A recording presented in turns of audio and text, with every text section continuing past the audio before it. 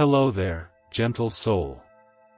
Tonight, let's take a quiet flight into the heart of the whispering woods, where the stars are watching, and even the trees are listening. This is not just any bedtime tale. It's a story about finding your own special sparkle. It's about learning that true happiness isn't found in being like someone else, or comparing your own beautiful self to others. It's about the quiet strength that shines inside each of us, in our own unique feathers and our true selves. This is the story of Connor, a tiny baby crow with soft black feathers, who didn't think he was special, because he kept looking at what others had. And tonight, maybe, that same quiet sparkle inside Connor will remind you of the special shine inside you, too.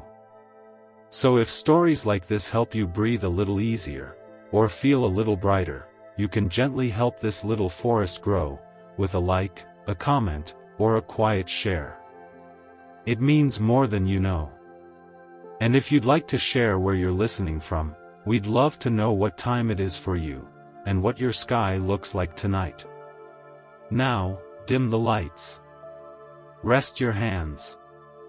And let the world slow down, just for a little while. Take a soft breath in, and a slower breath out. There you go. Let's begin our journey with a brave little crow, a whispering forest, and a heart that learns its true sparkle was there all along. As the sun dipped low beyond the tallest trees of the whispering woods, a soft, sleepy hush began to fall. The sky painted itself in gentle shades of lavender and deep indigo, promising dreams. The lively chatter of day animals softened, replaced by quiet cricket songs and the soft murmur of an owl far away. It was a magical time, when the world slowed and whispered its nighttime secrets. In a snug nest, high in an old oak tree, lived a very small baby crow named Connor. His feathers were the color of deep twilight, and his eyes, oh, his eyes were big and sparkled with innocent wonder, like tiny drops of starlight. But even in this peaceful quiet, a little sigh sometimes escaped Connor's beak, a quiet sadness only the rustling leaves seemed to hear. Connor wasn't quite ready for sleep. He often stayed awake a little longer than his sleepy siblings, watching the silvery moonlight weave through the leaves. He loved his family, a lively flock of crows who found joy in their simple crow ways, finding juicy berries, hopping on branches, and flying quickly through the calm night air. But while his family was content, Connor felt a strange, deep ache in his little chest, a yearning for something different. From his high branch, Connor could see the shimmering lake, reflecting the moon and sleepy stars. He would watch the elegant swans. Even in the soft light of night, their feathers glowed pure white, and they glided across the water with such graceful, silent movements. They seemed so peaceful, so perfect, so admired. Connor would imagine himself floating there, pure white and serene, and a soft sigh would escape his beak. He wished his dark feathers were as bright as theirs, to feel as magnificent. Then, his gaze would drift to the shadowy parrot trees. By day, these trees burst with colorful fruits, and among them lived parrots, a kaleidoscope of bright feathers. Connor remembered how they chattered loudly and confidently, their wings painted with every color imaginable. They moved with such energetic joy, always in the spotlight. Connor would sometimes try to mimic their loud, cheerful squawks, puffing out his chest. But only a funny, tiny, croaky cough would escape his throat. He'd try again, making little puffing noises, but it was always the same. He'd often lose his balance, ending in a funny, awkward tumble of black feathers, which even in the quiet made him feel more unnoticed and unspecial. He sometimes heard a distant, sleepy giggle from squirrels, and his little heart would sink. But most of all, Connor longed to be like the majestic peacocks who slept in a grand garden. He knew by day their tails were like shimmering rainbows, fanned out in breathtaking displays of emeralds and gold. He imagined even in dreams, they knew their magnificence. Connor would close his sparkling eyes and imagine having such a tail. He'd try to fan out his own short, black tail feathers, wiggling his little body, hoping they would magically grow and shimmer. But they just remained, well, plain and black. A tear, tiny and dark, would sometimes gather in his eye, unspilled, as he felt the ache of wishing to be so much more than just a little crow. It was a deep, quiet sadness that settled over him as the woods drifted to sleep. He truly believed that the swans, with their quiet elegance, the parrots, with their vibrant energy, and especially the peacocks, with their glorious beauty, lived lives filled with endless admiration and pure, perfect joy. He was so sure their beautiful colors and unique abilities held the secret to true happiness. And because he didn't have those things, he felt his own life was lacking, that he was somehow dull, unremarkable, and utterly unspecial. This constant, quiet comparison weighed heavily on his small heart, slowly dimming the natural sparkle in his innocent eyes, making the world seem a little less bright, even on the softest, moonlit nights. He would sometimes try to join the other little birds in their sleepy chirps and soft songs before bedtime, but his voice, though fine for a crow, felt too rough, too common compared to the sweet melodies of finches or trills of robins. He would try to hop delicately, but his crow feet were made for confident strides, and he'd often stumble, deepening his quiet sadness. He longed to be admired, to be noticed, to be truly special.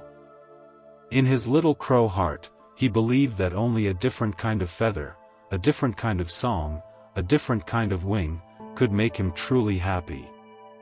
For now, as the whispering woods settled into deep, peaceful sleep, Connor just watched and sighed, wishing his plain black feather was anything but what it was. He didn't know yet that the forest was about to change in a way that would test everyone, even the smallest crow.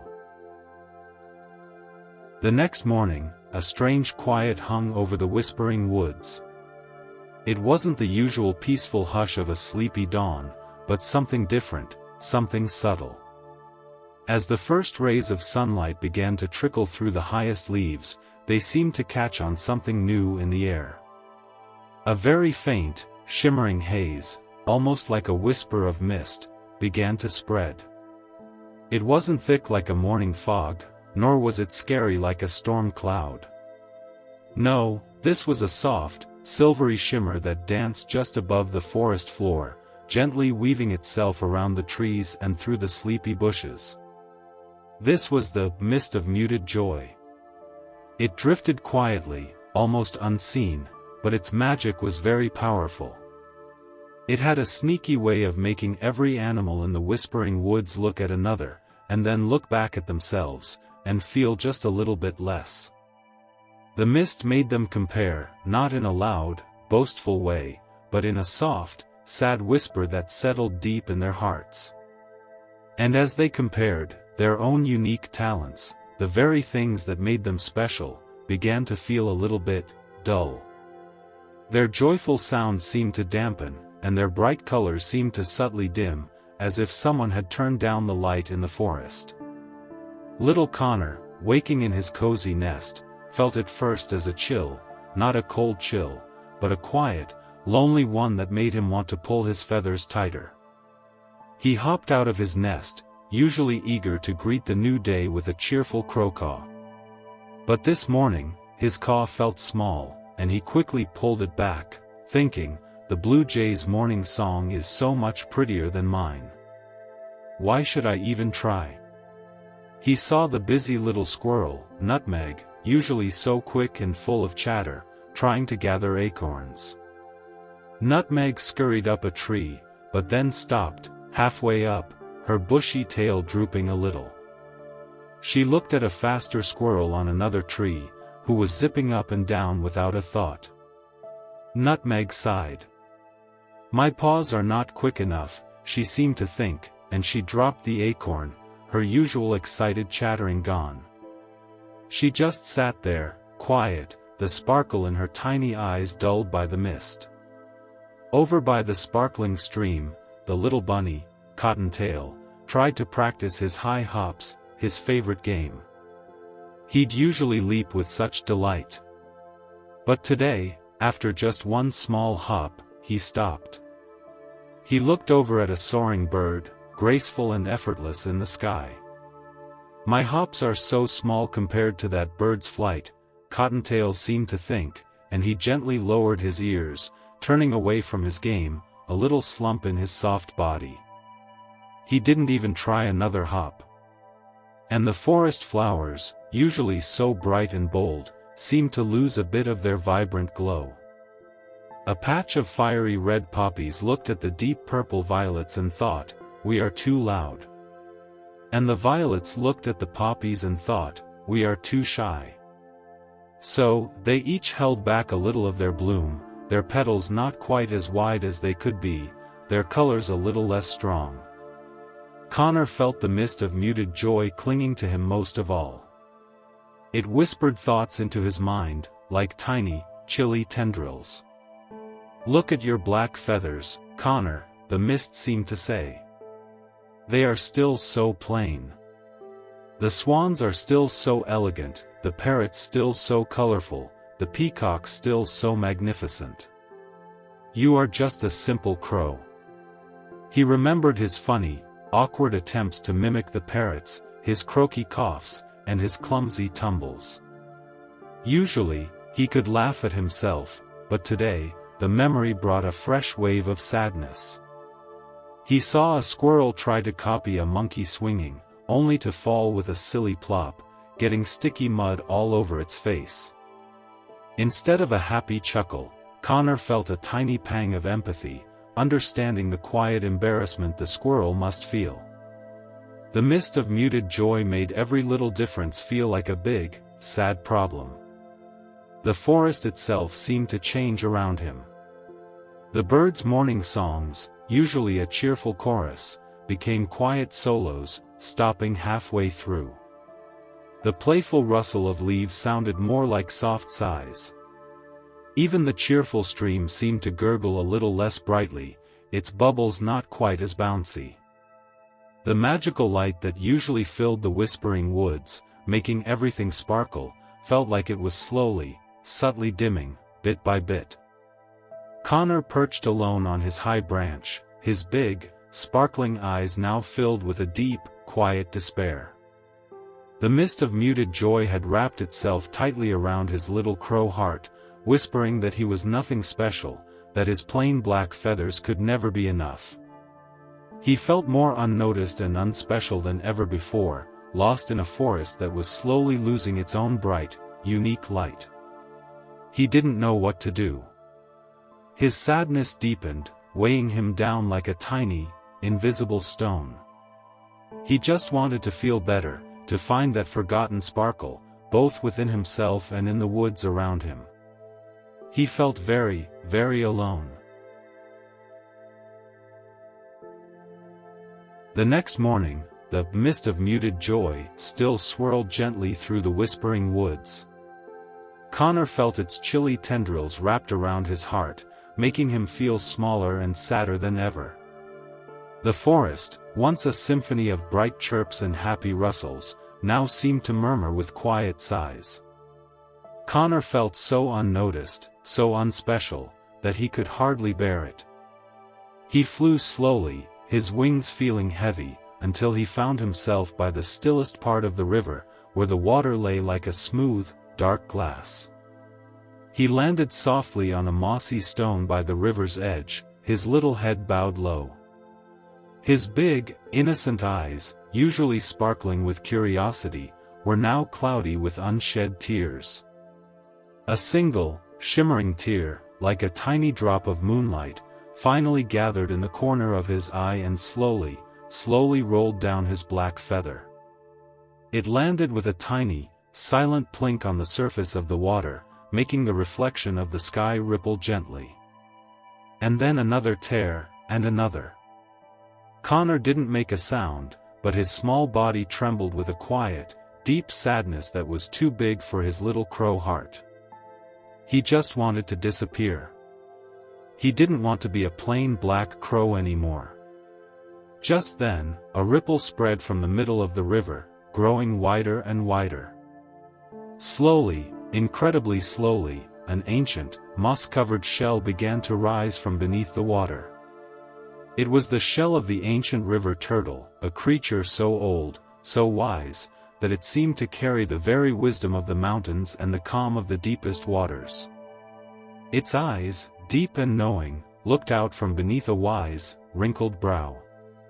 They were eyes that had seen countless sunrises and sunsets, eyes that held the quiet patience of centuries. The ancient river turtle slowly surfaced, its gaze falling gently upon the tiny, trembling crow. Its voice was deep and soft, like the gentle rumble of pebbles moving in the riverbed, calm and soothing. "Little flyer," the turtle rumbled, its voice kind, "why does your heart feel heavier than a river stone? Why do your precious tears disturb the quiet reflection of the sky?" Connor looked up, startled. He hadn't known anyone was near. He tried to hide his tears, but it was too late. He poured out his hidden sadness, his small voice trembling. "Oh, wise turtle," he whispered, his eyes welling up again, "I am so unhappy. My feathers are so plain. I watched the graceful swans, the vibrant parrots, and the magnificent peacocks, and I believe they are truly the happiest birds because of their beauty. I wish I could be like them. I am just a simple crow, unnoticed and unspecial." His words ended in a tiny, heartbroken sniffle. The ancient river turtle listened, its wise eyes never leaving Connor's. There was no judgment in its gaze, only understanding and a deep, ancient compassion. After a long, quiet moment, the turtle's voice rumbled again, softer this time, like a secret shared between friends. "Little flyer," it said, "your sadness touches my old heart. I can grant you a wish, a transformation into any bird you desire. You could be a swan, a parrot, or even a peacock." Connor's eyes widened. A wish? A transformation? His little heart gave a startled flutter, then a leap of pure wonder. The thought of changing his plain black feathers, of being admired and truly happy, was almost too big to imagine. His dark eyes sparkled again, brighter than they had in days, reflecting the magic that filled the air around the ancient turtle. But the turtle slowly continued, "However, this wish comes with a task, little one. A very important task." Connor leaned forward, listening intently. "You must first visit each of these birds you admire so much, the swan, the parrot, and the peacock. You must ask each of them directly, with your own honest voice, 'Are you truly the happiest bird? Bring me their true answers.'" And then, the turtle said, its gaze firm but kind, "If your heart still yearns to change, your wish shall be granted." Connor's emotions swirled like the gentle eddies in the river. Excitement bubbled within him at the thought of a wish, of finally being truly happy. But a tiny spark of trepidation, a little flutter of fear, also touched him. Visiting such grand birds? And asking them such a big question? It felt like a truly enormous adventure for a small crow. Would they even talk to him? Would he be brave enough? He took a deep breath, his little chest puffing out slightly. The ancient river turtle waited patiently, its wise eyes watching him. Connor looked at his plain black feathers, then at the gentle surface of the water, where for a moment, he imagined a pure white swan gliding gracefully. The thought of being beautiful like that was so strong. "Yes," Connor chirped, his voice a mix of wonder and a tiny tremble of fear. "Yes, wise turtle. I will do it. I will ask them." He knew this was his chance, his one magical chance to finally be happy. With a final, determined glance at the wise old turtle, who gave a slow, knowing blink, Connor spread his wings. He felt a strange lightness, a spark of purpose, that had been missing for so long. He wasn't just flying aimlessly anymore, he was flying on a quest for a wish that might change everything.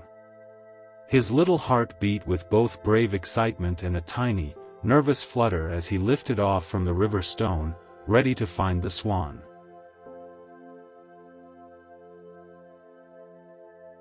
The morning after his talk with the wise river turtle, Connor felt a strange mix of bravery and butterflies fluttering in his little chest. He was on a quest.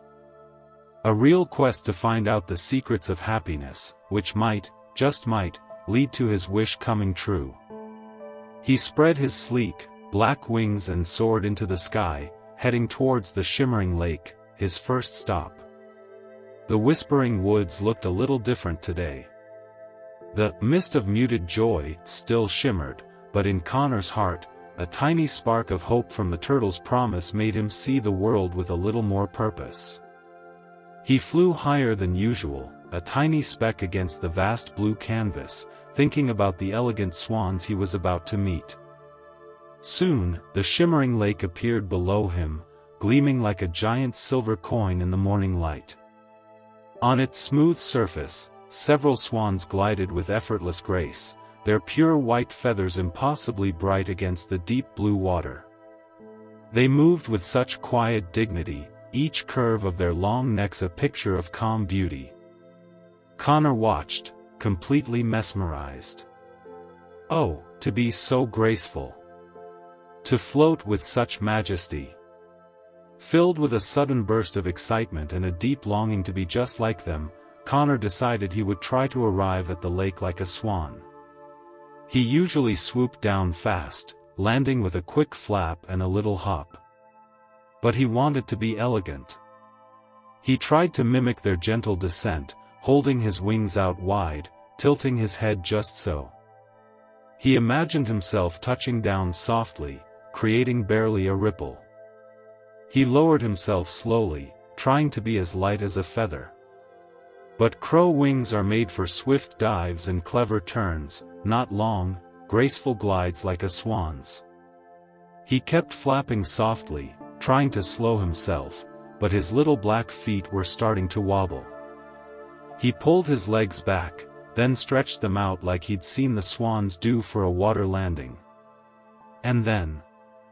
splash! Connor didn't glide. He didn't float gently.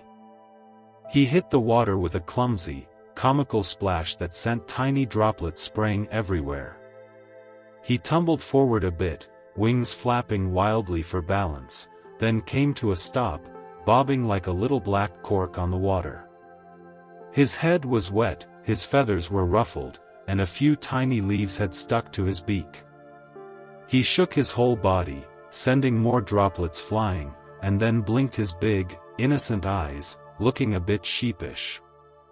Oh, dear. That was definitely not how a swan landed. He gave a soft, tiny, embarrassed caw, wishing the water could swallow him whole for a moment. One of the beautiful white swans, who had been gracefully gliding nearby, paused and turned its long, elegant neck. Its dark eyes, kind and deep, looked at Connor with a gentle curiosity.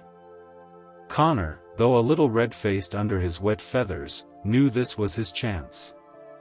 He paddled awkwardly towards the swan, gathering all his courage. "Noble swan," Connor chirped, trying to sound as brave as he could, his voice a little watery from his splash, "I have come on a very important quest. The ancient river turtle sent me. I must ask you, are you truly the happiest bird because of your pure white beauty, like fresh snow?" The swan looked at Connor, its head tilted slightly. It was so big, so impossibly white, it almost glowed. Then, the swan let out a very soft sigh, a sound that carried on the gentle breeze, almost like a whisper of tired wind. It was not a sad sigh, but a sigh of something else, something unexpected. Little Crow, the swan's voice was quiet and smooth, like the calm surface of the lake. My white feathers are admired, it is true. They are pristine, and people often gasp when they see them. But this beauty, it also brings a burden. My pure white feathers attract all eyes, every single moment. I must always be seen, always be perfect.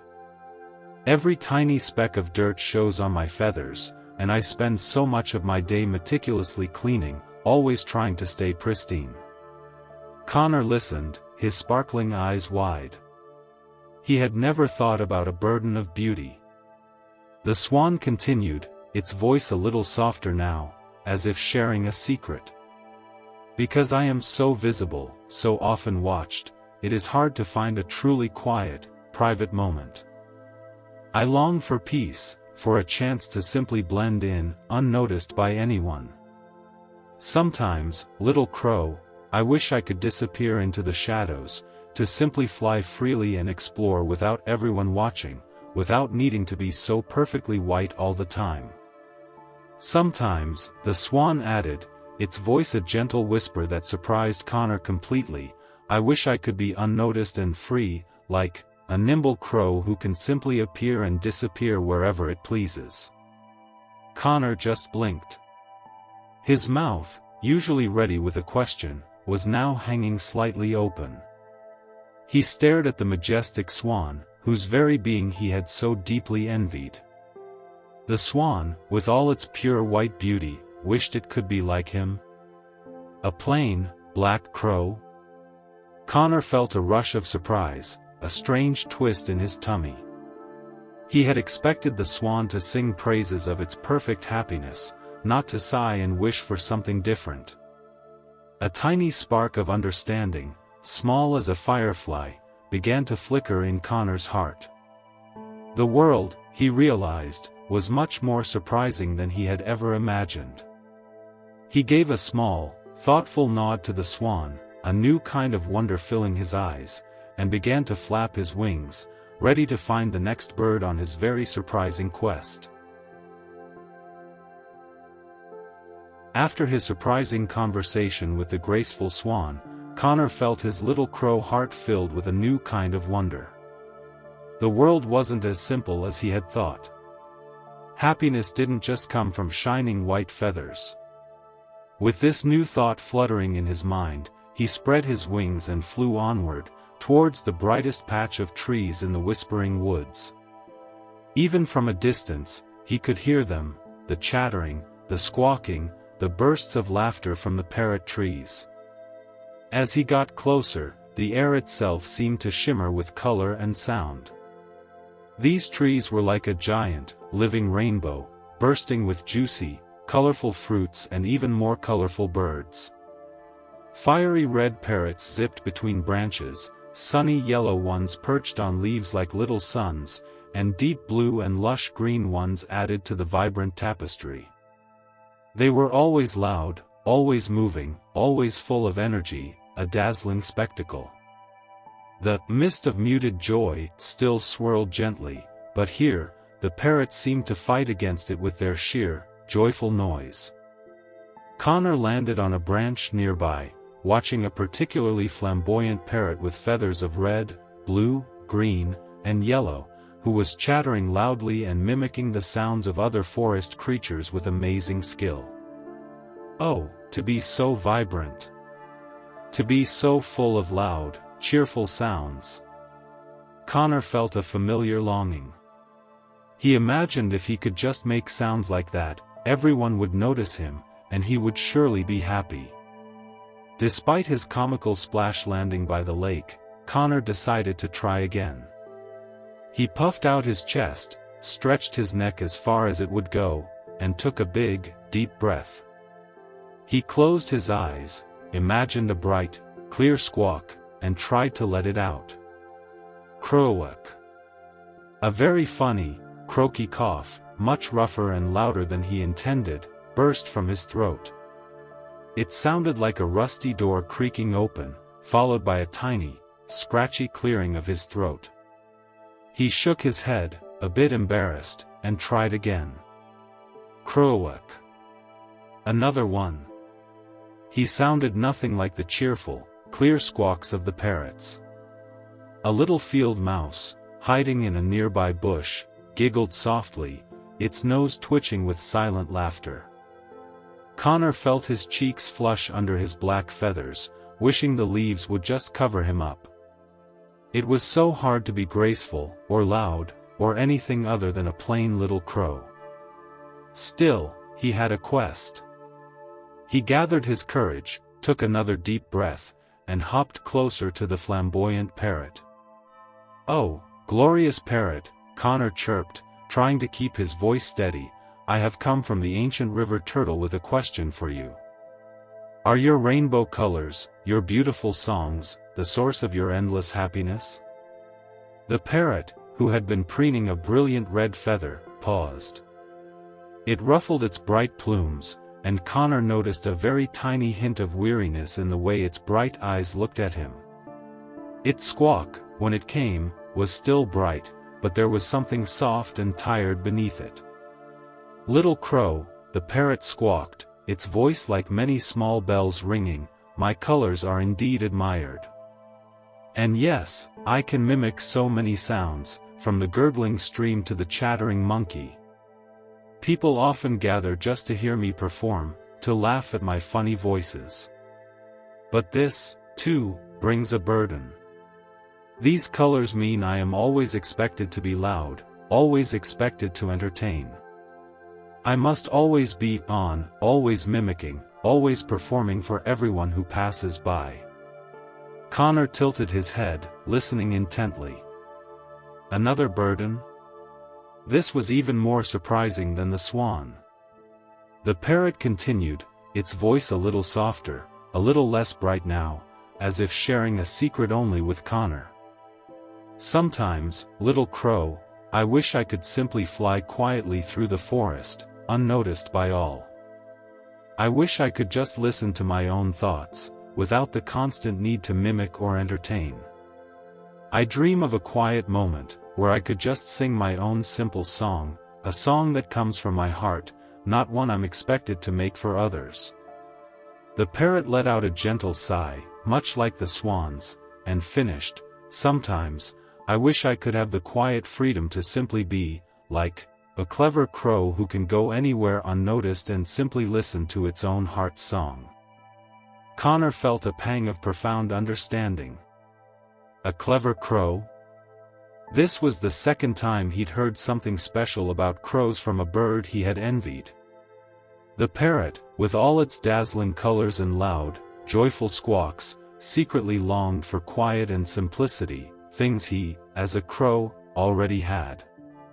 His own plain black feathers, which he thought made him unnoticed, were actually a gift of freedom to the swan. And his ability to be quiet and listen, something he thought boring, was longed for by the parrot. The mist of muted joy still swirled, but inside Connor, the tiny spark of hope from the turtle was growing into a small, steady flame of understanding. He gave a thoughtful nod to the parrot, a new sense of wonder warming his little body, and prepared to fly to his last destination, the magnificent peacock. After his surprising talk with the colorful parrot, who yearned for quiet, Connor felt a strange mix of thoughtfulness and growing wonder. Each conversation was like unwrapping a new, unexpected gift of understanding. The mist of muted joy still floated in the air, trying to whisper doubts, but a little warmth now bloomed in Connor's heart, a spark from the turtle's promise. He took a deep breath and set off for the final part of his quest, the grand garden, home to the magnificent peacocks. As he flew closer, the air grew softer, filled with the scent of sweet blossoms. The garden itself was a masterpiece, with winding paths, sparkling fountains, and the most vibrant flowers Connor had ever seen. And there, in the center of it all, was a sight that made Connor's breath catch in his little crow chest. A peacock. It stood in a patch of sunlight, slowly, majestically unfurling its tail. Oh, it was beyond words. Like 1,000 jewels sewn onto shimmering silk, it fanned out in a dazzling display of emerald greens, sapphire blues, and molten golds. Each eye spot on the feathers seemed to blink with tiny lights. It was truly a glory, holding all the colors of the sunset and the magic of a starry night. Connor was utterly awestruck, his own big, innocent eyes widening with pure wonder. This was the bird he had wished to be most of all. But as Connor watched, perched quietly on a rose bush, he also noticed something else. The peacock, for all its splendor, stood very, very still.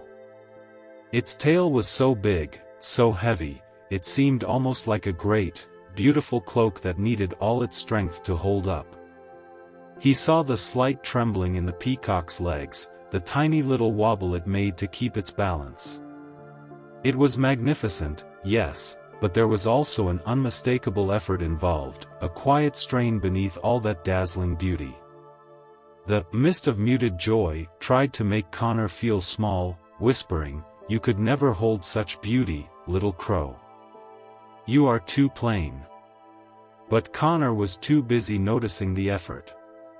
Gathering all his courage, his heart still thumping with awe and a tiny bit of fear, Connor hopped closer, landing on the path just a few paces from the great bird.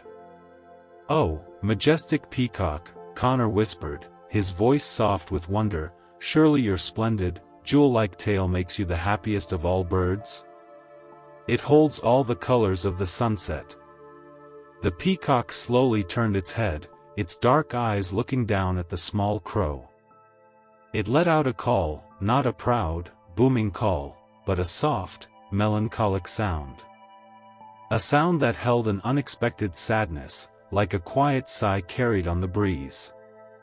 "My tail is my glory, little one." The peacock's voice was deep and resonant, yet tinged with a weariness that surprised Connor even more than the swans or the parrots. "It is true, it draws all eyes. It is beautiful, and I am proud of its colors. But it is also a very heavy burden." Connor tilted his head, listening. "A burden? The most beautiful tail in the world? This tail," the peacock continued, its voice now very soft, like a secret shared between the two of them, "hinders me greatly. It is so heavy, I cannot fly high above the trees, like the soaring eagles. I cannot move quickly through the dense branches, like the nimble squirrels. It makes me slow, and I am often confined to this garden, my beauty almost like a cage. I cannot explore the hidden parts of the whispering woods. I cannot reach the highest, juiciest berries. I am admired, yes, but I am not free." A deep sadness settled in the peacock's eyes, mirroring the melancholic call it had just made. "I dream," it confessed, its voice almost a whisper, "of soaring, free and light, above all things. I long to move effortlessly swift through the sky, darting and weaving through the branches. Sometimes, little crow," the peacock finished, its gaze holding Connor's, "I dream of being able to fly high and freely, unburdened by this heavy splendor, just like a crow." An emotional moment passed between them. Connor's sparkling eyes, which had widened with awe, now filled with a deep, profound understanding. A magnificent peacock, whose splendor he had coveted more than anything, wished for his life. The lightness. The freedom. The ability to fly high and fast. His own plainness, which he thought was his greatest flaw, was actually his greatest gift. This was an enormous turning point for Connor. The mist of muted joy tried to whisper its usual doubts, but for the first time, Connor felt a powerful warmth spreading through his chest, pushing back the chilly tendrils. A deep, quiet happiness, something real and true, began to bloom within him. He wasn't just a plain black crow, he was a free crow, a nimble crow, a light crow. And that, he realized, might be the most beautiful glory of all. He had so much to think about. Flying back from the grand garden, Connor's mind was filled with a swirling mix of new thoughts. The air was still touched by the mist of muted joy, which tried to whisper its usual chilly doubts. But inside Connor, something was stirring, something warm and bright. He was processing the surprising truths he had heard from the Swan, the Parrot, and the magnificent Peacock. The Swan, so pure and graceful, wished for my quiet camouflage, Connor thought, recalling the elegant bird's sigh. And the bright Parrot, so full of loud colors, longed for my simple song, for the freedom to just be quiet and listen to its own heart. He remembered the Parrot's weary squawk.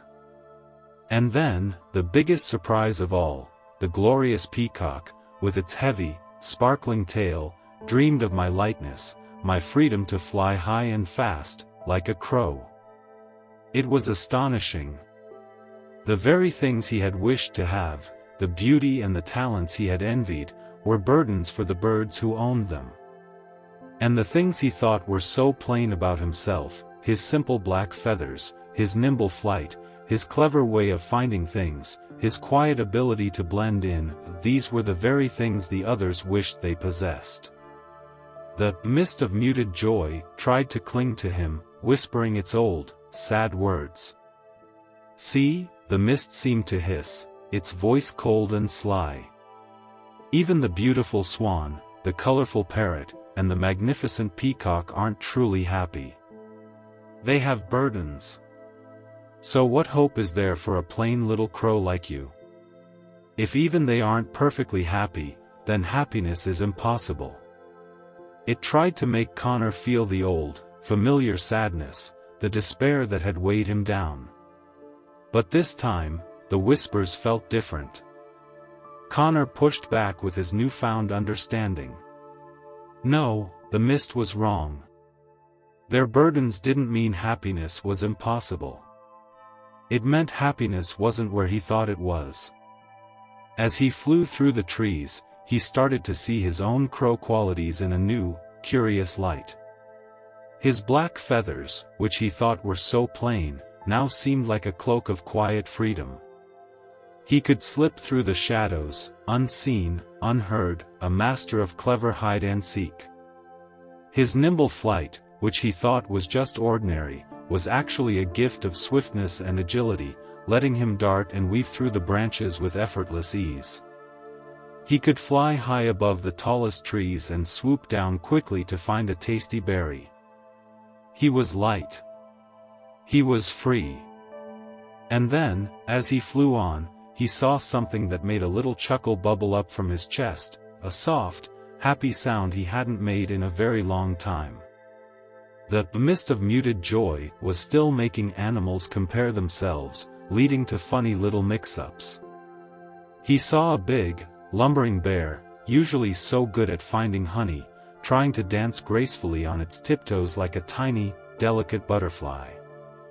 Its large paws looked so comical trying to flutter lightly, making it wobble and nearly trip over its own feet. Chuckle. Near the pond, a clumsy frog, usually content with a simple croak, was trying its very best to sing a long, melodious song like a nightingale. Its throat puffed out, and it strained with all its might, but all that came out was a series of funny, gurgling hiccups. Ha ha ha. Further on, a heavy badger, who loved to dig deep, cozy burrows, was trying to climb a tall, thin tree, hoping to leap from branch to branch like a nimble squirrel. Its little claws slipped, and its sturdy body wobbled precariously, making the whole tree shake. Hee hee. Connor watched these comical attempts, not with sadness or embarrassment, but with a growing warmth and a gentle, happy chuckle. He wasn't laughing at them in a mean way, but with a kind understanding.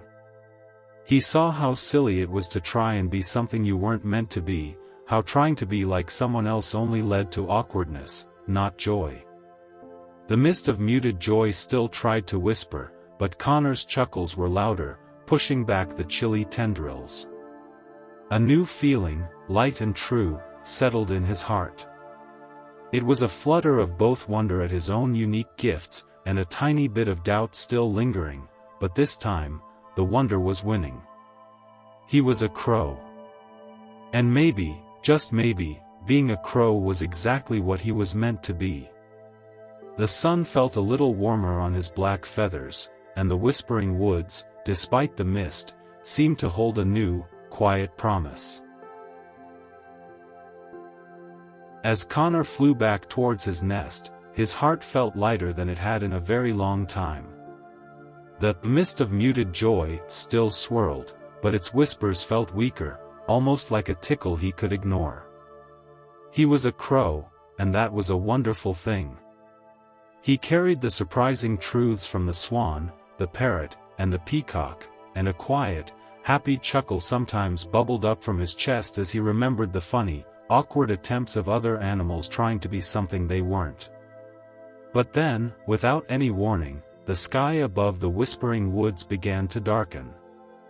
Not slowly, like dusk, but quickly, almost as if a giant hand had pulled a dark blanket over the sun. A soft pitter-patter began on the leaves, growing louder and faster, until it became a sudden, unexpected rainstorm. The wind sighed through the trees, making them sway and creak, and the gentle drops turned into a steady, rushing downpour. The mist of muted joy, which usually floated like a soft, silvery haze, seemed to drink in all the rain. It swelled and thickened, growing into a truly heavy, disorienting fog. The trees disappeared into the swirling gray, and the familiar paths of the forest became hidden, making it hard to see or know where you were. The air grew heavy, and sounds became muffled, as if the forest was holding its breath. And then, a new, worrying sound began to rise above the steady drumming of the rain, the rush of the river. The once still and calm river that Connor had visited just moments ago was no longer peaceful. It was drinking in all the rainwater from the hills, growing wider and faster with every passing moment. The water, usually a gentle gurgle, began to roar, a deep, powerful sound that echoed through the misty woods. Connor, flying higher to avoid the thick fog, looked down through a small clearing in the swirling mist. His heart gave a startled thump. There, in the middle of the rapidly rising river, was a tiny island of earth and a few stones. It was shrinking, fast. The powerful, brown water swirled all around it, trying to pull away the very ground. And on that tiny, shrinking island, huddled together, was a group of smaller, helpless forest creatures.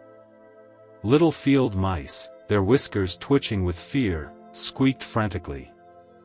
Tiny chipmunks, usually so brave, cried out in high-pitched, desperate chirps. They were trapped. The water was rising higher and higher, covering their little paws, making the island smaller and smaller. They huddled tighter, their big eyes wide with terror. "Help us," they cried, their voices tiny and thin against the roaring river. "The water is coming. We can't leap like the deer. We can't fly like the birds. We're trapped." Their fear was so clear, so real, like sharp little thorns in the misty air. Connor watched from above, his own heart fluttering with fear for them. The mist of muted joy, seeing this new danger, tried to whisper doubts again. "What can you do, little crow?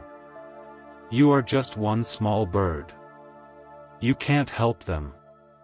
But as Connor looked at the rising water and the frightened little animals, something else stirred inside him. He had his nimble flight. He had his lightness. He could see clearly from above. A brave idea, small but shining, began to form in his clever crow mind, pushing back against the fear and the mist. He knew he had to do something. The rain poured down, loud and steady, turning the whispering woods into a blurry painting of grays and browns. The river roared, a powerful, scary sound, and the mist of muted joy swelled, thick and dizzying. Connor watched, his little heart aching, as the tiny island in the rushing river grew smaller and smaller. The little field mice and chipmunks huddled together, their small cries of fear barely heard over the storm. They were so small, so helpless, unable to leap like deer or fly like birds to safety. A wave of fear for them washed over Connor. He felt a desperate urge to help, but also a tiny voice, sneaky and cold, whispering in his ear. It was the mist of muted joy, now stronger because of the storm's confusion. "Look at you, Connor," it hissed, trying to blind him with its swirling fog. "You're too small. You're just a plain crow. What can you do against this big, scary river? You can't help them. You're too insignificant." It tried to make him feel the old, familiar pang of uselessness, to make him just fly away and hide. But this time, Connor remembered. He closed his sparkling eyes for just a second, and he heard the swan's soft sigh, wishing for the quiet freedom and camouflage that he, Connor, already had. He heard the parrot's weary squawk, longing for the quietness, the ability to go unnoticed, just like a crow. And he remembered the magnificent peacock's deep, sad call, dreaming of the lightness and high-flying freedom that was naturally his. He wasn't too small. He wasn't too plain. His black feathers, which he had once wished away, were now a gift. In this driving rain, against the dark, stormy sky and the thick, swirling mist, his feathers would blend in perfectly. He would be almost invisible, a shadow moving through shadows. And his nimble flight, his ability to dart and weave through tight spaces, was exactly what was needed in this messy, confusing storm. His keen crow eyes, which could spot the tiniest berry from high above, could surely spot hidden footholds and safe paths in the swirling water. A wave of quiet determination washed over him, warming him from his tiny beak to the tips of his wet tail feathers. He pushed back against the mist of muted joy's whispers with a new kind of bravery, a brave whisper of his own, "I am a crow. And a crow can help." He dipped his head, a tiny, determined nod to himself. Then, with a fierce flap of his wings, Connor launched himself into the driving rain. He didn't try to fly like a swan, or squawk like a parrot. He flew like a crow, with all the unique skills he had always possessed. He darted silently through the heavy raindrops, his sleek, dark feathers blending perfectly into the storm's embrace. The mist tried to swirl around him, to confuse him, but his determination cut through it. His keen eyes peered through the downpour, searching. He wasn't looking for bright colors or grand displays. He was looking for small, sturdy branches caught on rocks, for little clusters of mossy stones peeking above the rising water, anything that could offer a safe perch or a tiny, temporary path. He zigged and zagged, dodging flying leaves and rushing currents, moving with an agility that only a crow could manage in such a storm. His movements were swift and silent, barely a ripple, his black shape almost unseen against the dark sky and the gray mist. Closer and closer he got to the shrinking island, his heart beating with a mix of fear for his friends and a powerful new courage. The cries of the little mice and chipmunks grew louder, full of desperate hope. He could see their big, frightened eyes. And then, after a final, nimble dart, Connor landed softly, quietly, on the very edge of the small, rapidly disappearing island, his feet firm, his spirit bright with purpose. He was there. He, a plain black crow, was there. Connor landed softly on the tiny, shrinking island, his little feet firm, his spirit bright with purpose. The rain lashed down, making loud drumming noises on the leaves, and the river roared angrily all around them. The field mice and chipmunks huddled close, their tiny bodies trembling, their frightened squeaks piercing the stormy air. The water was now lapping at their paws, trying to pull them into the swirling brown currents. Connor looked at his stranded friends. Their eyes were wide with panic. He didn't try to leap across the raging water like a deer, knowing his crow legs weren't made for such bounds. He didn't try to sing a loud, clear song to call for help, knowing his crow call might not be heard over the storm, and that a song wouldn't solve their problem. No, his mind, sharpened by his quest and the surprising truths he had learned, knew exactly what was needed. They needed a way across. They needed a bridge. He looked around the small island. The mist of muted joy swirled around him, thicker now, trying to whisper, "What can you build, little crow? You have no tools. You are too small." But Connor didn't listen. He remembered his crow cleverness, his keen eyesight, and the strength of his own amazing beak. His eyes darted around, searching for materials. There. A small, sturdy branch, snapped by the wind, lay half submerged in the water, still clinging to the island by a root. He hopped over to it, pushing his small chest against it. Then, using his strong, pointy beak, he began to pry it loose. He pushed and pulled, twisted and tugged, his head bobbing with effort, little beads of rain rolling off his black feathers. It was hard work. But he was determined. Pop! With a final mighty pull, the branch snapped free, splashing water onto his face. He quickly pulled it onto the drier part of the island. Next, he spotted tough, thin vines, usually used by monkeys for swinging, hanging from a nearby, half-submerged bush.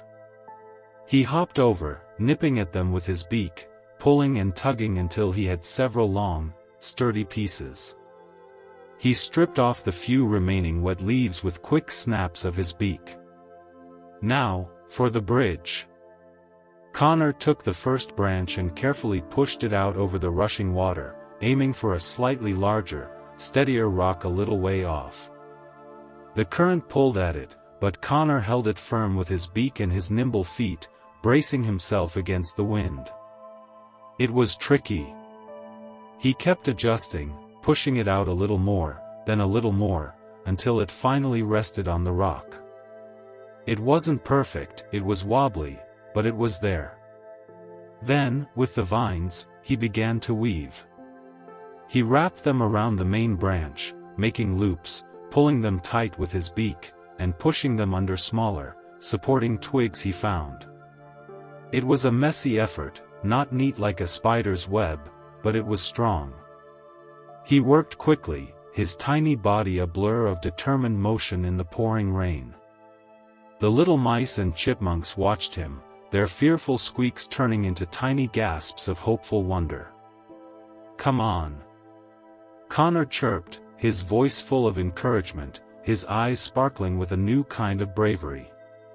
"Follow me. It's sturdy." One brave field mouse, its nose twitching nervously, took a tiny, tentative step onto the wobbly branch. Then another. Then the chipmunks, one by one, carefully followed, their tiny paws clinging to the rough bark, their brave little hearts beating fast. Connor guided them, hopping alongside, nudging them gently, encouraging them every step of the way. He didn't carry them. He helped them cross on their own. Slowly, carefully, one step at a time, they made it across, the bridge of true gifts. They reached the larger, safer rock on the other side of the dangerous current, soaked but safe. A wave of relief washed over Connor, so big and warm it pushed back all the remaining chill of the mist of muted joy. He looked at his bridge, messy, functional, built with his own crow cleverness and his strong beak. He looked at the safe, relieved faces of his friends. And then, he looked at his own plain black feathers, which shimmered with rainwater, but now, he saw them not as plain, but as perfectly, wonderfully strong. A wave of pure, sparkling pride, brighter than any jewel, swelled in his little crow chest. This wasn't a wish granted, this was something even better. He had used his unique crow gifts to help his friends. And in that moment, Connor knew, with a certainty deeper than the river itself, that being a crow was a truly magnificent thing. After building the brave little bridge and guiding his friends to safety, a powerful, warm feeling swelled in Connor's little crow chest. He looked at his black feathers, no longer plain in his eyes, but strong and true. He looked at his nimble feet and clever beak, tools of courage and help.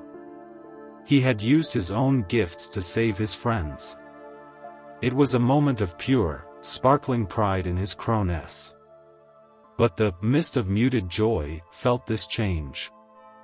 It had watched as Connor pushed back its whispers, chuckled at its silly tricks, and then, worst of all, used his unique crow self to help others.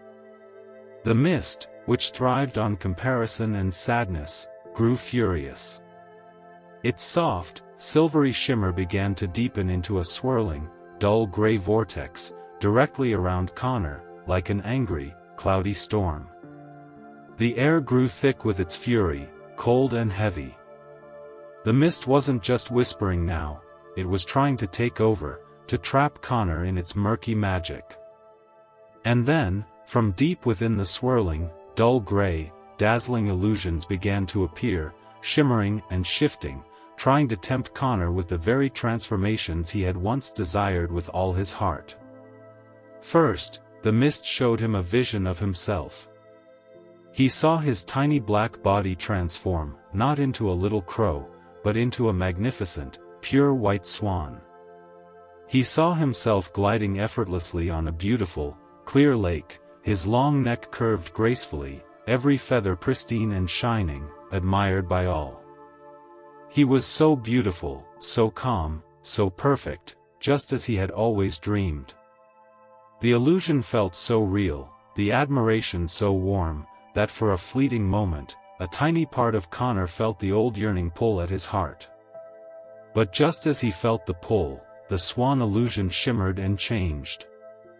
Now, Connor saw himself as a vibrant, chattering parrot. His feathers exploded with every color imaginable, fiery reds, sunny yellows, deep blues, and lush greens. He was perched on a branch, squawking loudly with cheerful calls, mimicking every sound of the forest, laughing and chattering, the center of all attention, bright and full of noisy joy. The illusion offered him endless fun and endless applause, the very life he once thought was filled with perfect happiness. It shimmered with tempting energy. And then, with a final swirl of dull gray mist, the parrot illusion dissolved, replaced by the grandest vision of all. Connor saw himself as a truly magnificent peacock. His own feathers seemed to fan out behind him in a dazzling, shimmering tail, a breathtaking display of emeralds and golds, with sparkling eye spots that seemed to wink with light. He stood tall and proud in a grand garden, bathed in golden sunlight, the most admired, the most beautiful, the most magnificent bird of all, just as he had always longed to be. This illusion was the strongest, the most powerful, calling to his deepest, oldest desires. It promised him endless glory and boundless admiration. The mist of muted joy swirled tighter around him, thick and dull, trying to blind him with these dazzling, false promises. It conjured these perfect, admired versions of himself, hoping he would forget his crowness, forget the real pride he had just felt, forget the hard-won wisdom from the swan, the parrot, and the peacock. It whispered, "Choose. Choose this beauty, this admiration. Forget your plainness. Forget the effort. This is true happiness." It wanted him to yearn again, to compare, to give up the power of his self-acceptance. Connor stood in the center of the swirling illusions, his little crow heart beating steadily, his new strength about to be truly tested. The swirling, dull gray vortex of the mist of muted joy tightened around Connor. It spun with fury, casting dazzling illusions right before his eyes. He saw himself as the magnificent Swan, the vibrant Parrot, and the grand Peacock, each one offering him the beauty, the admiration, and the adoration he had once yearned for with all his little crow heart. The pull of these illusions was very strong, like a sweet, soft whisper trying to call him back to his old dreams. For a tiny moment, a deep yearning, a whisper of his old sadness, stirred within him, wanting to reach out for that easy, shining happiness he thought he had always desired. He saw the pure white feathers of the swan, gliding perfectly, effortlessly, loved by all. He felt the warmth of the sun on those imagined feathers, the gentle ripples of the lake beneath him. Oh, to be so admired! Then, the dazzling colors of the parrot burst forth, filling his vision with lively greens, reds, and blues. He heard the joyous squawks, the mimicry, the laughter of the forest creatures cheering him on. He felt the exciting rush of being the center of attention, always bright, always fun. Oh, to be so celebrated! And finally, the grandest illusion of all, the magnificent peacock, with its shimmering, jewel-toned tail fanned out behind him, sparkling with every color. He felt the silent awe of onlookers, the powerful pride of standing tall and splendid, truly magnificent. Oh, to be so glorious! The mist of muted joy pushed these visions closer, trying to blind him, to make him forget everything he had learned. "See, little crow," it whispered, its voice sly and tempting. "This is what you truly want. This is happiness. Take it. Forget your plainness. Forget the struggles. Forget being just you." But even as the illusions shimmered, a different set of pictures began to form in Connor's mind, shining through the mist's trickery. He remembered the swan's soft sigh, its quiet sadness about being constantly watched, its longing for the quiet freedom to blend in, unseen. He remembered the parrot's hint of weariness in its bright squawk, its secret wish to sing its own simple song, to not always have to perform. And he remembered the peacock's melancholic call, the heavy burden of its glorious tail, its dream of lightness, of soaring high and free. The illusions began to flicker, growing less bright as these truths shone through. The admired beauty and joy he saw were not truly happy. They were tied to burdens, to longings for something else entirely. Then, even stronger, another memory bloomed in his mind, chasing away the last shadows of doubt. He remembered the roaring river, the tiny, helpless field mice and chipmunks trapped on their shrinking island, crying out in fear. He remembered the chill of the mist of muted joy, trying to make him feel small and useless. And he remembered how he, Connor the crow, had pushed past those whispers. He remembered the powerful feel of his own strong beak prying loose the branch, his nimble feet weaving the tough vines, his black feathers blending into the storm as he guided his friends across the wobbly bridge. He remembered their thankful squeaks, their small, brave steps to safety. He remembered the pure, sparkling pride that had swelled in his own chest, a pride that came from using his own unique crow gifts, his cleverness and freedom, to help. In his mind, he looked towards the patient, knowing eyes of the ancient river turtle, who had sent him on this journey of discovery. The turtle's eyes seemed to hold all the wisdom of the forest, guiding him, reminding him that true happiness was not found in changing who you are, but in finding the treasure within. A powerful warmth spread through Connor's entire being, pushing back the cold of the mist. He lifted his head, his own big, sparkling eyes now clear and bright, filled with a new, quiet strength. He didn't need to be a swan. He didn't need to be a parrot. He didn't need to be a peacock. With all his might, with the full strength of his true heart, Connor firmly rejected the illusions. He didn't speak. He just felt it, a powerful, unwavering decision. The dazzling illusions, unable to stand against the unwavering light of his self-acceptance, shimmered, wavered, and then, one by one, dissolved into nothingness, disappearing completely into the dull gray swirl of the mist of muted joy. Connor stood firm, a small black crow, but taller and stronger than ever before. The dull, swirling vortex of the mist of muted joy had tried its hardest to tempt Connor with dazzling illusions, but his heart's true answer had been firm. He didn't need to be a swan, a parrot, or a peacock. He was a crow, and that was enough. As he firmly rejected the false visions, they shimmered, wavered, and then dissolved, leaving only the lingering gray of the mist around him. The rain had lessened, turning into a gentle drizzle, and the river, though still high, was beginning to calm its roaring. Connor, feeling lighter than a cloud, flew back towards the quiet river where the ancient river turtle awaited him. The mist of muted joy still tried to wrap its chilly tendrils around him, but its touch felt weaker, like a whisper he could now easily ignore. He no longer felt small or plain. He felt whole. He landed softly on the mossy stone by the river's edge, the same stone where he had once cried tears of sadness. The ancient river turtle slowly surfaced from the calm water, its wise, ancient eyes looking at Connor with a quiet patience, as if it already knew the answer.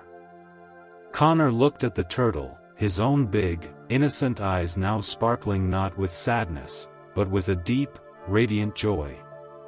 He stood tall, his small black feathers puffed out not in a comical attempt to be bigger, but with a quiet dignity.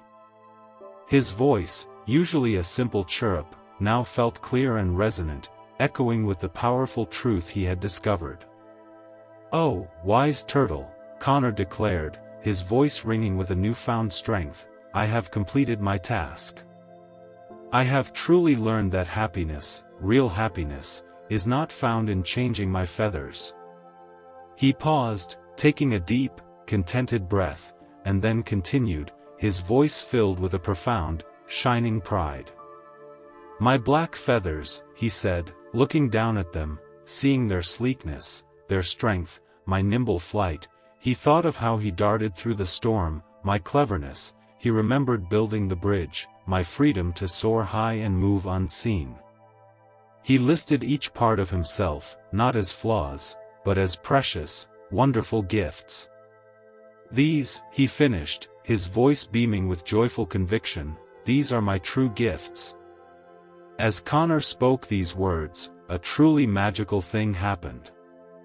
A brilliant, unique sparkle began to radiate from his very own black feathers.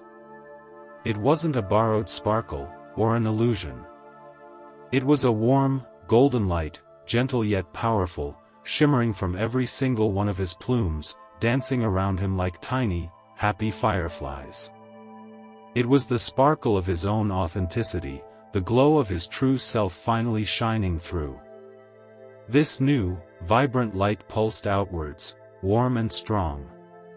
And as it did, the lingering mist of muted joy, which had tried so hard to hold him in its dull grasp, visibly recoiled.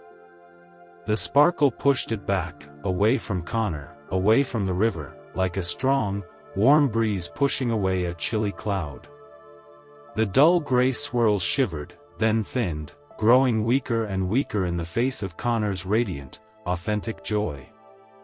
Connor felt the warmth of his own sparkle, the power of his own truth. He looked at the wise turtle, whose eyes seemed to twinkle with a knowing smile. "I don't need a wish, wise turtle," Connor said, his voice soft with content, "not anymore. I am happy. I am truly happy to be a crow." And the sparkle from his feathers pulsed even brighter, a beacon of pure, unmuted joy. Connor stood by the still river, his little black feathers radiating a brilliant, unique sparkle, a beacon of pure, authentic joy. His declaration, "I am happy to be a crow," had sent a powerful warmth pulsing outwards, pushing back the cold, dull tendrils of the mist of muted joy.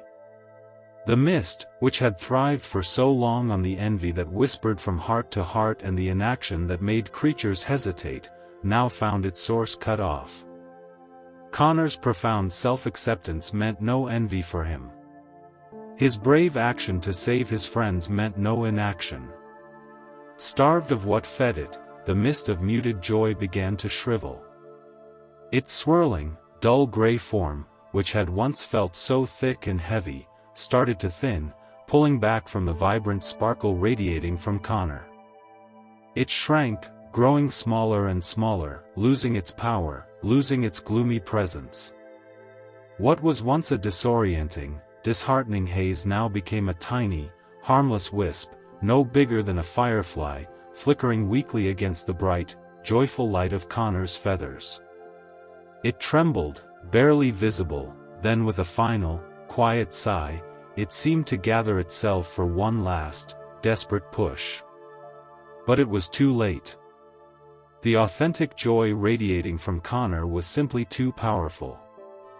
Instead of vanishing into nothingness, the tiny, dull wisp of the mist of muted joy seemed to crackle and then burst.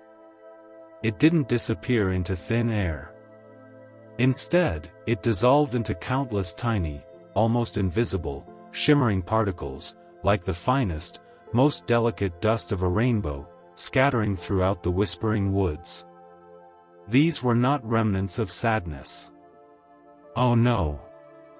These were the very essence of the muted joy, the sparkle it had trapped and dulled, now finally freed from its negative embrace.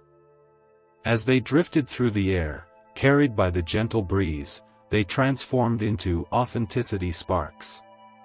Each tiny particle began to settle softly on the leaves, on the flowers, on the fur of the animals, and even on the scales of the fish in the river. And as these authenticity sparks settled, a profound transformation swept through the entire whispering woods. It was as if a great, invisible weight had been lifted from the trees, the flowers, and the very air itself. Suddenly, the colors of the forest deepened and brightened with a renewed vibrancy. The leaves on the trees, which had seemed a little faded, now glowed with richer, more vibrant greens, each leaf shining with its own unique shade. The flowers, which had muted their petals, didn't just burst open with dazzling blues, sunny yellows, and fiery reds, they bloomed with an even greater intensity, each petal celebrating its own perfect hue. The shimmering lake, where the swan lived, sparkled with an intensity that took the breath away, reflecting a sky of vivid azure, each ripple a tiny jewel. The grand garden of the peacock seemed to bloom with 1,000 new blossoms, each one bursting with a light that made it uniquely itself. The sounds of the whispering woods also changed. The whispers of doubt were gone, replaced by a chorus of clear, harmonious chirps, cheerful rustles, and happy splashes. The bird songs weren't just clearer, they were more distinctly themselves, each bird singing its own, unique, beautiful melody with genuine pride. The air itself felt lighter, sweeter, filled with a gentle hum of contentment. A beautiful, clear chime seemed to ring out from the heart of the forest, a soft, melodious sound that celebrated the return of the wood's full vitality, now infused with the delicate hum of 1,000 authenticity sparks. Every creature seemed to stretch, to breathe a little deeper, to smile a little wider, their own colors and qualities subtly enhanced by the liberated joy, as if waking from a long, sleepy dream. Connor watched it all, his own heart brimming with a quiet, peaceful joy. The renewed vibrancy and harmony of the whispering woods reflected the renewed vibrancy and harmony within himself. The absence of the mist of muted joy, and the spread of its freed essence as authenticity sparks, felt like a cool, fresh breeze, clearing away all the shadows and making everything shine with its true self. He had found his own happiness, and in doing so, he had not only helped the entire forest find its too, but had made its inherent magic even more beautifully unique. The woods shimmered, truly unmuted, truly joyful. The whispering woods shimmered with renewed vibrancy, its colors deeper, its sounds clearer, as if waking from a long, sleepy dream.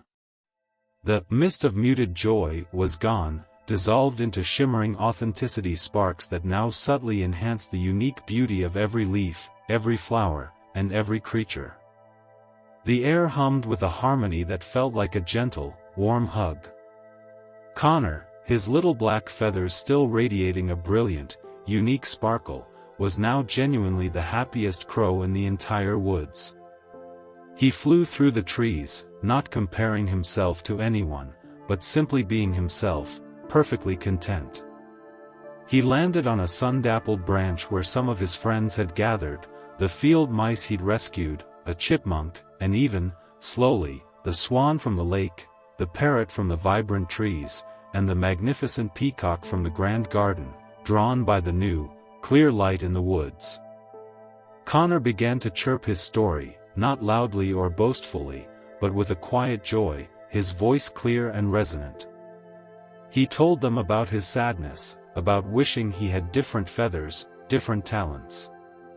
He spoke of the wise ancient river turtle and his quest. He shared the surprising truths he had learned from the swan's quiet sadness, the parrot's secret weariness, and the peacock's heavy burden. He recounted how each one, despite their dazzling gifts, had yearned for the very qualities he, a plain crow, possessed. He chirped about the storm, the stranded friends, and how his nimble flight, his cleverness, and his strong beak, his crow skills, had saved the day. He spoke of the shimmering illusions, and how he had firmly chosen to be himself. Happiness, Connor chirped, his own sparkle pulsing gently as he spoke, isn't found in changing your feathers, or wishing you were someone else. It truly comes from within, from appreciating your own unique gifts, your own special qualities. As Connor spoke, the animals in the forest listened, and a deep understanding bloomed in their hearts. They remembered their own moments of comparison, their own quiet longings. But now, with the mist gone and Connor's authentic joy shining brightly, they started to see themselves, and each other, with new eyes. They learned to stop comparing themselves to others. The bear, who had once tried to dance like a butterfly, now lumbered joyfully in its own strong, happy way. The frog, who had strained to sing like a nightingale, now croaked its own simple, cheerful song with pride, loving its unique sound. The badger, who had longed to climb like a squirrel, now dug its burrows with renewed zest, celebrating its powerful digging skills. Each creature, feeling the gentle touch of the authenticity sparks, began to sing their unique song with pride, moving and playing in ways that were perfectly, wonderfully their own. And the flowers, sensing this wave of self-acceptance, bloomed even brighter than ever, each petal vibrant and true to its own color. By the river, the ancient river turtle watched the scene unfold. Its wise, ancient eyes, which had seen so many seasons come and go, seemed to twinkle with a knowing satisfaction. It gave a slow, deliberate nod, a silent acknowledgement that Connor had not only found his true self but had helped the entire woods remember its own beautiful, unmuted truth. The whispering woods was now completely transformed, a place of pure, unmuted joy. Every creature, from the smallest field mouse to the grandest peacock, lived contentedly, embracing their true selves with a quiet, authentic happiness. And at the heart of it all, soaring through the sun-dappled branches, was Connor, the little black crow. He was genuinely the happiest crow, spreading his quiet, authentic happiness that brightened the entire woods, a reminder that the most beautiful sparkle of all comes from being truly, wonderfully, yourself. And now, the story of Connor the Crow settles into quiet. Not an ending. Just a resting place. Connor's journey was never about being colorful or grand. It was about something deeper. Something quieter. The kind of sparkle that doesn't need to be brightest. The kind that shines inside each of us in our unique feathers. In our true selves. We often think happiness means having what others have. Or never feeling plain. But sometimes, real happiness is allowing yourself to be exactly who you are. To trust your own wings. To find joy in your own song. To keep discovering the gifts that live inside you, even when the world tries to whisper doubts. If this story brought you a sense of peace or reminded you of something quiet and true, we invite you to gently like this story, share it with someone who may need a moment to breathe and remember their own special sparkle, and subscribe if you'd like to return to this quiet space again. Every kind word, every share, helps us grow this small corner of stillness in a busy world. Thank you for your presence. For listening deeply. For taking this walk with us. And as you drift to sleep, may you carry with you the reminder that your happiness doesn't always roar. Sometimes, it simply shines. Softly. Steadily. With heart. Take good care. And keep shining in your own unique ways.